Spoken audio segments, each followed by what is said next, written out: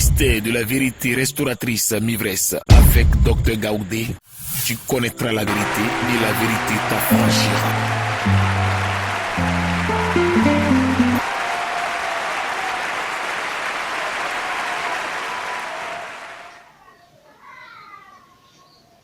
Amen.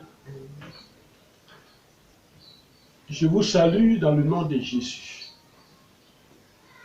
Que le nom de Dieu soit glorifié au nom de Jésus. Papa, le moment de ta parole est arrivé. Parle à tes enfants, parle à toutes les nations. Tu es le Dieu de la parole. Parle à toutes les nations, ô Jésus. Enseigne-nous. Viens à nos secours, Papa. Fais-le pour ta gloire. Au nom de Jésus. Amen. La parole de ce matin est tirée de Jean 14, verset 6. Jean 14, verset 6. Et cette parole dit, Jésus lui dit, je suis le chemin, la vérité. Je suis le chemin, la vérité et la vie. Nul ne vient au Père que par moi.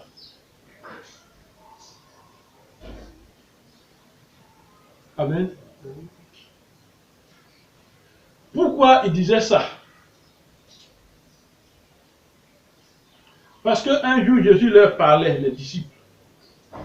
Il dit que votre cœur ne se trouble point. Croyez en Dieu, croyez en moi. Il y a plusieurs demeures dans la maison de mon Père. Si cela n'était pas, je vous l'aurais dit. Je vais vous préparer une place. Et lorsque je m'en serai allé et que je vous aurai préparé une place, je reviendrai et je vous prendrai avec moi, afin que là où je suis, vous y soyez aussi. Vous savez où je vais et vous en savez le chemin. Thomas lui dit, Seigneur, nous ne savons où tu vas. Comment pouvons-nous en savoir le chemin? Comment pouvons-nous en savoir le chemin? Alors Jésus leur dit, Jean 14, verset 6, Jésus lui dit, je suis le chemin, la vérité et la vie. Nul ne vient au Père que par moi. Amen. C'est une parole de notre Seigneur Jésus-Christ. Jésus se dévoile dans cette parole. Et donc, dans cette parole, un élément nous intéresse, un élément est important et intéressant pour ce message. Jésus a dit, je suis le chemin. Il n'a pas dit, je suis un chemin. Il n'a non plus dit, je suis les chemins. Mais il a dit, moi Jésus, je suis le chemin. Pour préciser, il a complété cette phrase, cette parole-là, en disant, nul ne vient au Père que par moi. Alors le thème de ce message, c'est le chemin. Le chemin. Vous le savez, dans ce monde, il y a plusieurs chemins. Plusieurs chemins d'un lieu à un autre. Je voudrais aujourd'hui parler aux experts de l'évangile. Je voudrais parler à ceux qui savent, à ceux qui ne savent pas encore que dans le monde, il y a des gens qui ne connaissent pas Jésus, qui ne connaissent pas Dieu. Je voudrais parler à ceux qui, dans ce monde, ne savent pas qu'il y a des gens qui ne croient qu'en leur idolâtrie, qu'en leur fétiche, qu'en leur loge mystique. Je voudrais parler aux intellectuels de l'évangile dans leur orgueil de connaissance. Je voudrais rappeler à tous que nous vivons un moment du libre arbitre.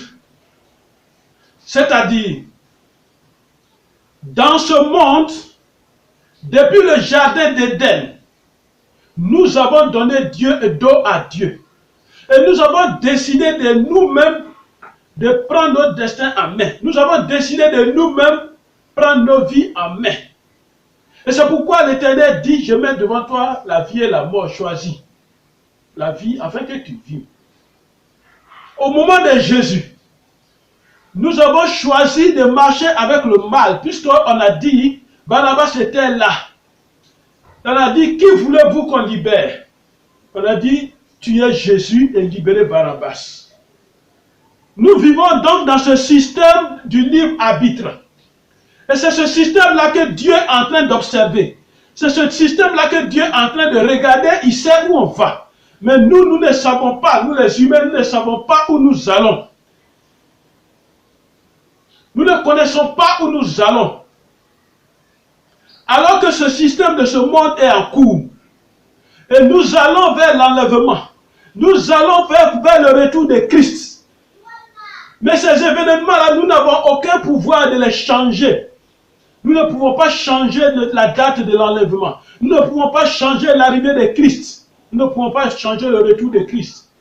Mais ce que nous pouvons changer, ce sont les hommes pour qu'eux-mêmes soient prêts, pour qu'eux-mêmes soient disponibles, pour qu'eux-mêmes soient disposés, pour qu'eux-mêmes soient préparés si ces événements nous surprennent.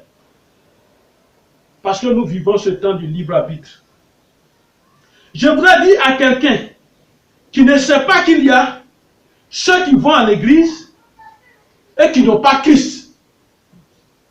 Je voudrais parler à quelqu'un qui ne sait pas qu'il y a ceux qui croient. Ceux qui croient qu'ils sont avec Christ, mais qui en fait sont hors de Christ. Je voudrais m'adresser à ceux qui, par leur péché, ont divisé des familles. Ceux-là, ils croient qu'ils ont Christ. Au lieu de se repentir, ils croient qu'ils ont Christ.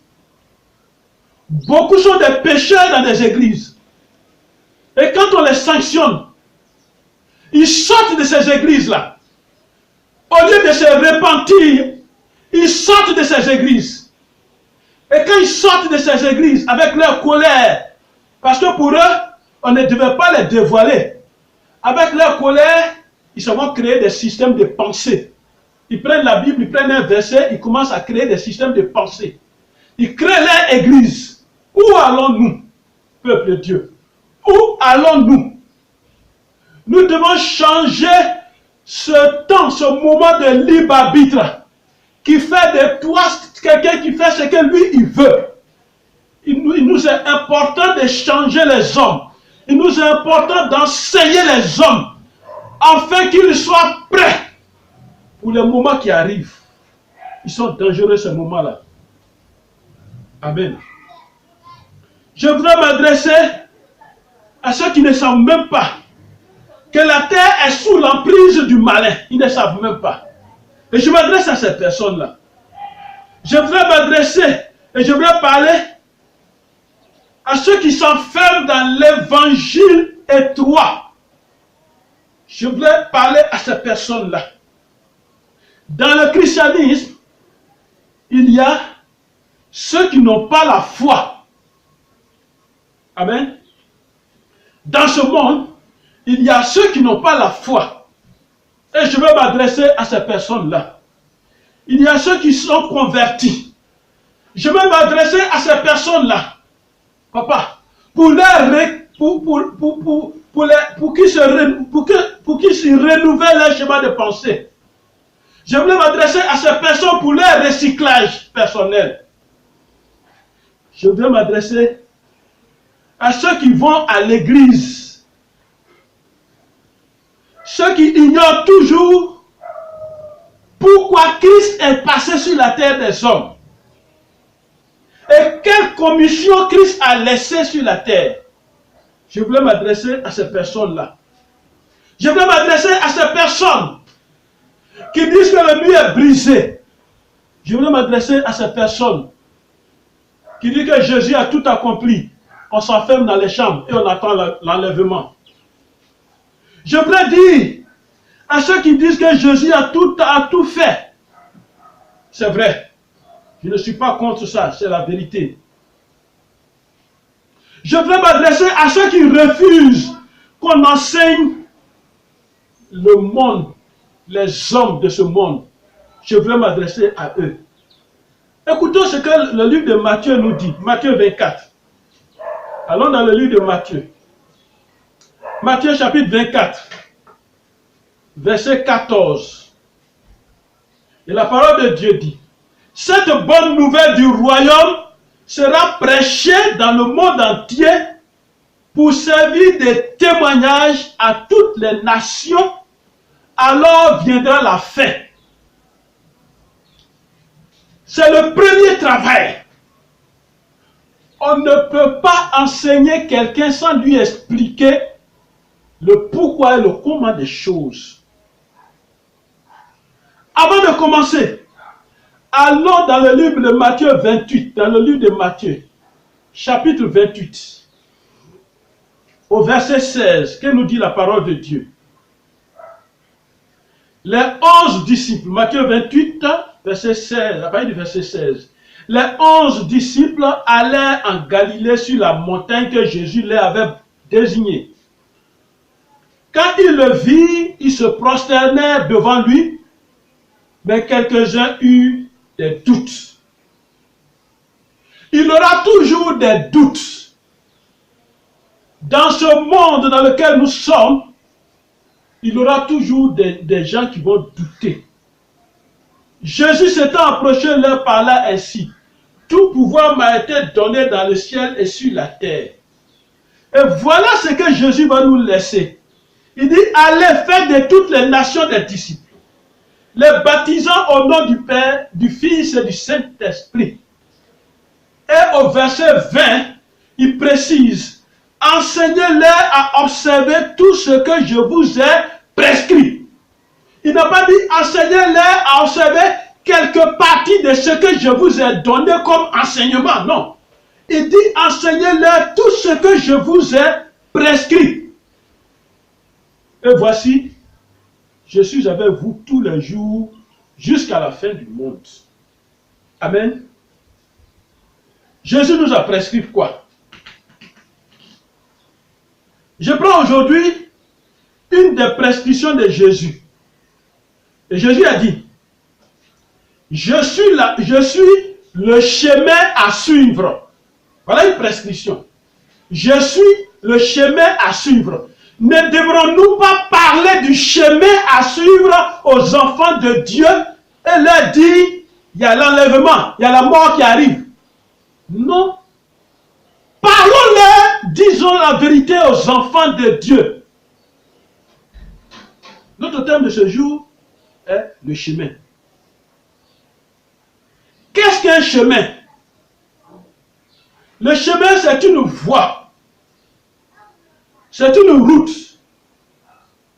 Pratiquée pour communiquer et pour aller d'un lieu à un autre. Le chemin, c'est aussi un moyen. Le chemin, c'est une conduite. Une conduite à suivre. Une conduite à suivre par quelqu'un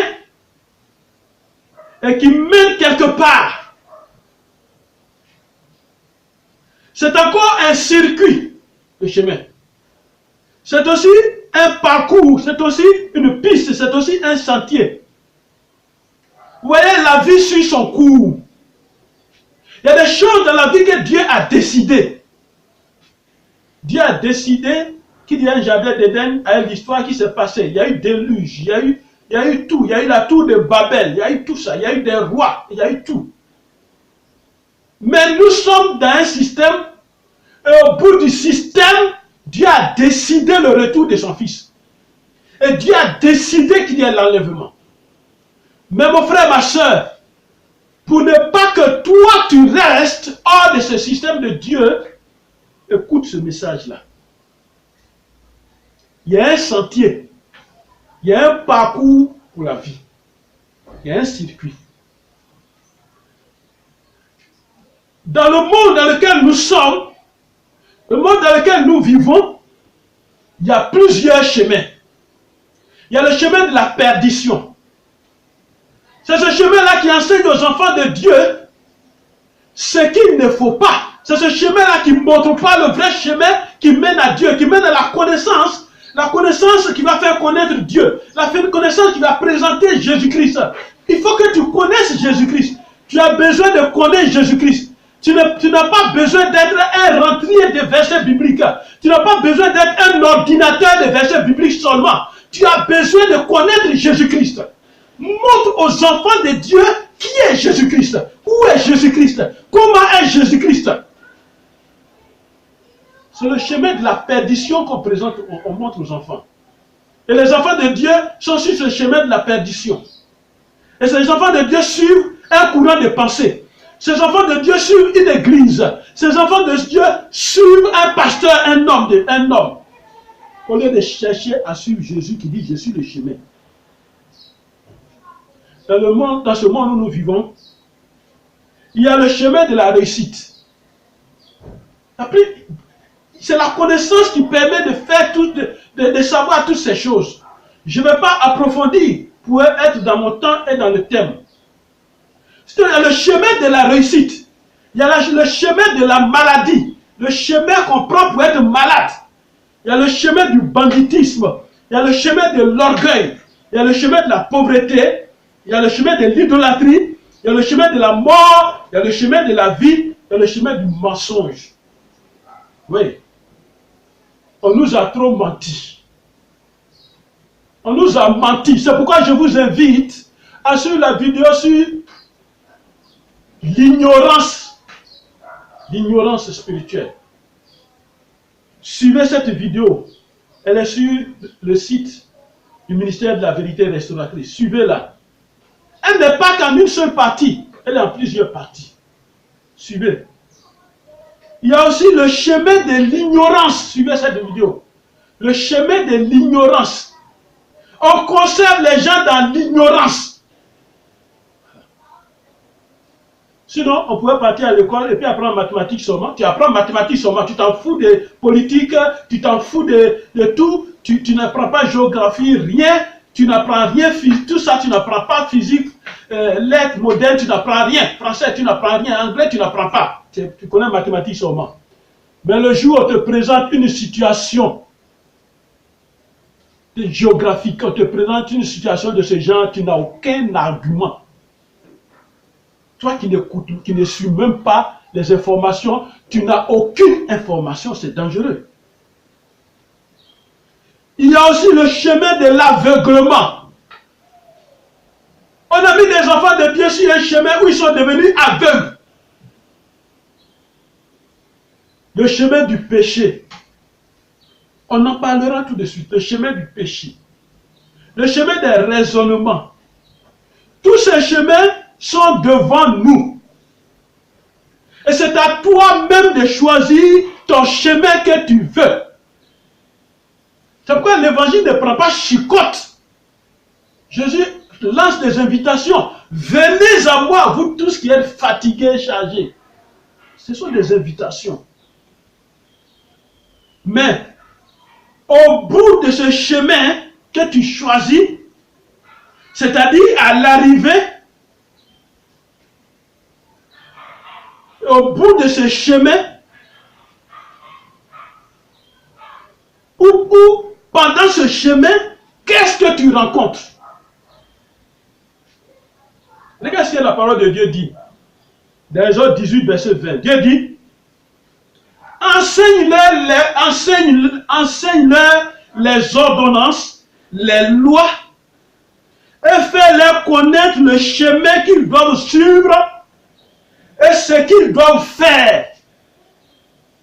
Je peux me mettre devant vous pour dire, Jésus est le chemin. Et puis j'arrête l'enregistrement. Non, ce n'est pas un enseignement. si on n'enseigne pas,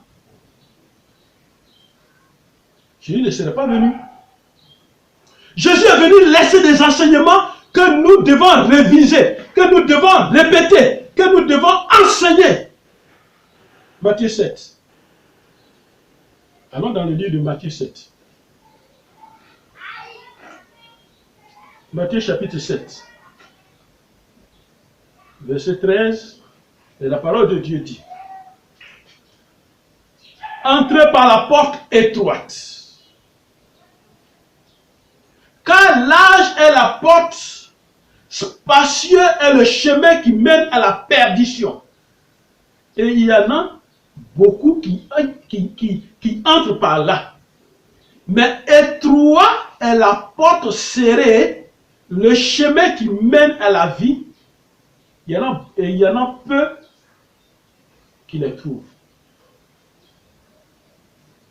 Mon frère, ma soeur, le chemin du mensonge, le chemin de la perdition est grand comme ça. On n'a pas besoin on ne fait même pas embouteillage dessus. Mais le chemin de la vérité, il est étroit. Il y a peu de personnes. À tel point que Jésus même, on l'a traité de démons. Quel est le chemin que tu prends pour ta vie? De tous les chemins que j'ai cités, sur lequel tu es actuellement sur quel chemin? Le chemin de l'impudicité, le chemin de la sorcellerie, le chemin de meurtre, de vol, le chemin du mensonge. Toi seul le sais. Parce qu'il existe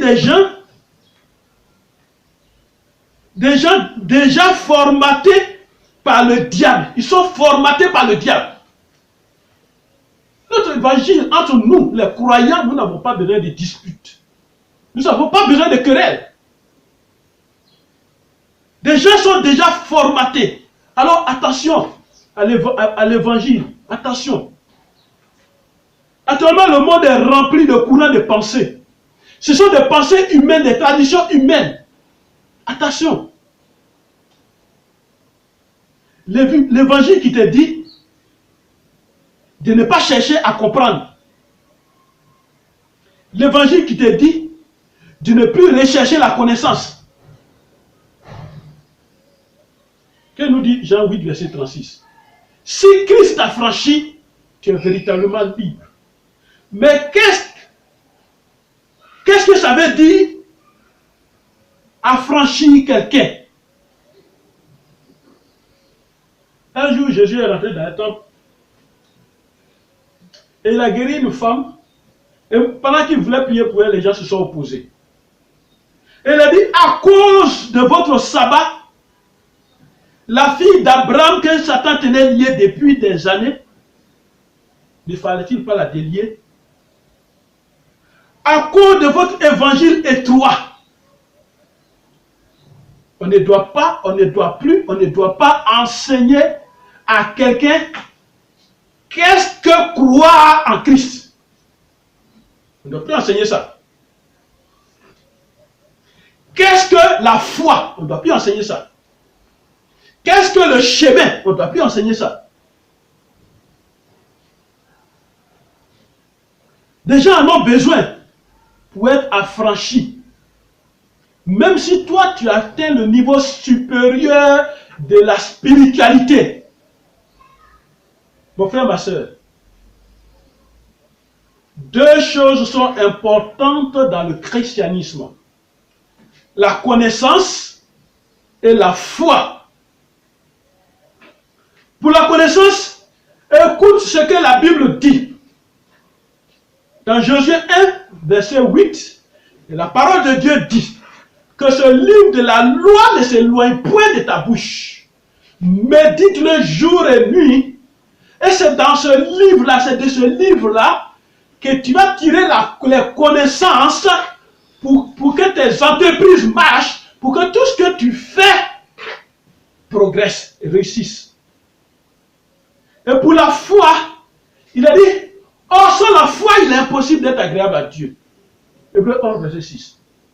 Et il a dit, dans Romains 10, verset 17, la foi vient de ce qu'on attend. Et ce qu'on attend vient de la parole de Dieu. Alors on ne doit pas enseigner. Où es-tu actuellement? Cherche à connaître Jésus et ses enseignements. Tout ce qui se passe sur la terre que nous appelons problème, situation, Jésus a déjà parlé de ça dans la Bible. Si je ne connais pas un mot, on a dit un mot que je ne connais pas, je prends le dictionnaire, les humains se sont accordés et ils ont créé le dictionnaire français, anglais. Je rentre dans le dictionnaire et je prends la définition de ce mot. Mais sur la terre des hommes, il y a des enseignements de Jésus-Christ qui sont disponibles dans la Bible. J'ai un problème. Je cherche cet enseignement. Quel est le conseil que Jésus a déjà donné? Et si je vois mon frère, même s'il est chrétien pendant 1000 ans, pendant 10 ans, 20 ans, et que par rapport à la situation qu'il vit, mon frère n'est pas équilibré, j'ai le devoir de lui répéter cet enseignement et non lui dire, l'enlèvement arrive, Jésus revient bientôt. Non. Il faut apprêter les gens. C'est pas ça. C'est pas ça seulement que le message. Même si toutes les cellules de ton cerveau sont des versets bibliques. En formation, tu as besoin de recyclage. Le recyclage n'est pas un mensonge. Quel est ton chemin de vie? C'est la question. Quel est ton chemin de vie? Es-tu actuellement sur le chemin de la séduction? Es-tu actuellement sur le chemin de la séduction du diable? C'est sur ce chemin qu'on refuse d'être enseigné. Vous dites, Jésus a tout fait. Jésus a tout accompli. On refuse d'être enseigné. Cherchons à connaître le monde dans lequel nous sommes. Cherchons à connaître le chemin de la connaissance spirituelle. Même si nous avons été à l'école. Amen. Même si tu as atteint le haut niveau de la spiritualité, tu es berger. Cherche le chemin. Enseigne. En enseignant, il faut savoir que l'enseignement est méthodique. Quel est le chemin que tu as pris? Quel est le chemin que tu as pris?